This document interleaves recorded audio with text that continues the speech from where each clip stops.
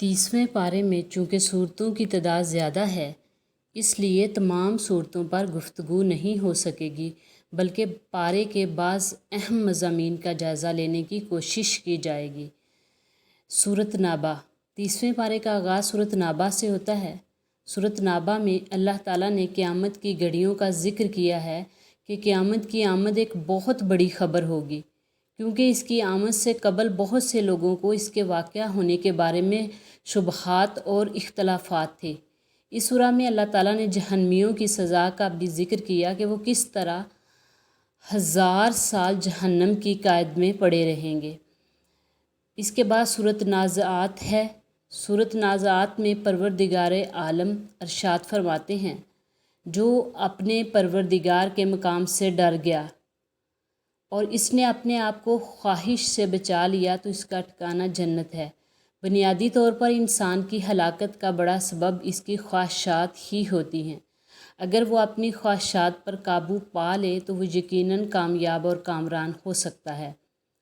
اس کے بعد سورۃ عبس ہے۔ سورۃ عبس میں اللہ تعالیٰ نے قیامت کی گھڑیوں کا ذکر کرتے ہوئے ارشاد فرمایا کہ جب قیامت کا دن آئے گا تو بھائی اپنے بھائی سے دوڑے گا اور بیٹا اپنے والدین سے دوڑے گا اور بیوی اپنے شوہر سے بھاگے گی اور والدین اپنے بیٹے سے بھاگیں گے۔ ہر کسی کی خواہش ہوگی کہ وہ آگ سے کسی بھی طور پر بچ جائے، چاہے اس کے بدلے کسی دوسرے عزیز کو پکڑ لیا جائے۔ اس کے بعد سورۃ تکویر ہے۔ سورۃ تکویر میں اللہ تعالیٰ نے قیامت کی ہولناکیوں کا ذکر کرنے کے بعد ارشاد فرمایا کہ قرآن مجید کل کائنات کے ان لوگوں کے لیے نصیحت ہے جو صراط مستقیم پر چلنا چاہتے ہیں، اور کوئی بھی انسان اللہ تعالیٰ کی مرضی کے بغیر صراط مستقیم پر گامزن نہیں ہو سکتا۔ سورۃ تکویر کے بعد سورۃ انفطار ہے۔ سورۃ انفطار میں اللہ تعالیٰ نے جہاں قیامت کی ہولناکیوں کا ذکر کیا، وہاں دنیا میں انسانوں کے حساب و کتاب کو نوٹ کرنے والے فرشتوں کا بھی ذکر کیا، جن کو کرامن کاتبین کہا جاتا ہے۔ کرامن کاتبین انسانوں کے عمل کو نوٹ کرتے ہیں اور یہی اعمال نامہ قیامت کے دن انسانوں کو پیش کیا جائے گا۔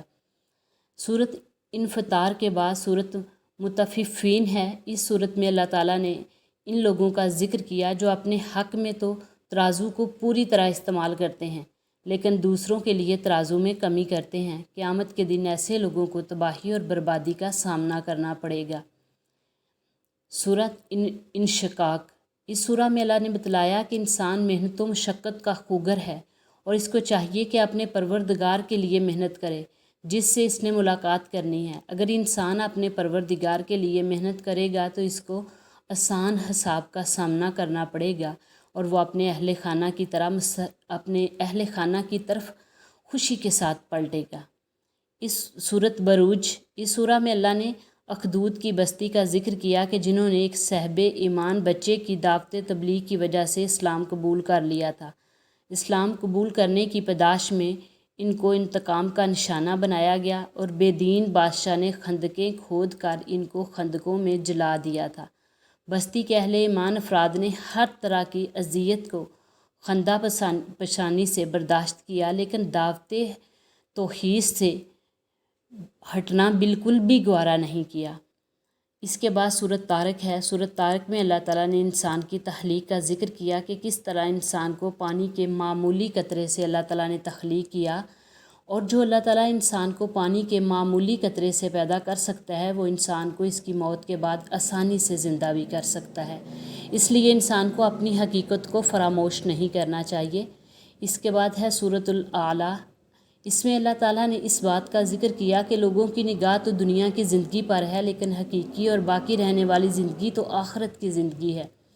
اس حقیقت کو صرف اللہ تعالیٰ نے قرآن مجید میں ہی بیان نہیں کیا، بلکہ اللہ تعالیٰ نے یہ تمام حقائق ابراہیم علیہ السلام اور موسیٰ علیہ السلام کے صحیفوں میں بھی بیان فرما دیے ہیں۔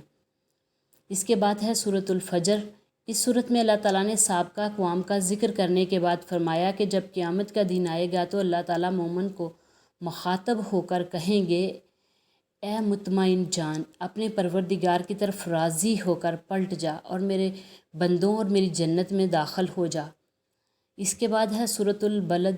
سورۃ البلد میں اللہ تعالیٰ نے انسان پر اپنے انعامات کا ذکر کیا کہ اللہ تعالیٰ نے اس کو 2 آنکھیں، زبان اور 2 ہونٹ عطا فرمائے اور اس کی رہنمائی 2 راستوں کی طرف کی۔ اب اس کی مرضی ہے کہ وہ کس راستے کا انتخاب کرتا ہے۔ جو صحیح راستے پر چلے گا جنت میں جائے گا، اور جو غلط راستہ اختیار کرے گا تو وہ جہنمی ہوگا۔ اس کے بعد سورۃ شمس ہے۔ سورۃ شمس میں اللہ تعالیٰ ارشاد فرماتے ہیں کہ اللہ تعالیٰ نے نفس کو تخلیق کیا اور اس میں نیکی اور برائی کی سمجھ کو الہام کر دیا، تو جو اپنے نفس کو نیکی کے راستے پر چلائے گا وہ جنتی ہوگا، اور جو اپنے نفس کو آلودہ کرے گا وہ تباہ و برباد ہو جائے گا۔ سورۃ لیل میں اللہ تعالیٰ ارشاد فرماتے ہیں کہ جس نے صدقہ دیا اور نیکی کی تائید کی، اس کے لیے اللہ تعالیٰ آسان راستے کو ہموار کر دیں گے، اور جس نے بخل کیا اور اچھی بات کی تکذیب کی، اللہ تعالیٰ اس کے لیے مشکل راستے یعنی جہنم کے راستے کو ہموار کر دیں گے۔ اس کے بعد سورۃ ضحیٰ ہے، جس میں اللہ تعالیٰ نے اس امر کی تلقین کی کہ پروردگار کی نعمتوں کا اعتراف کرنا چاہیے اور اس کا اظہار بھی کرنا چاہیے۔ اس کے بعد سورۃ علم نشرہ ہے۔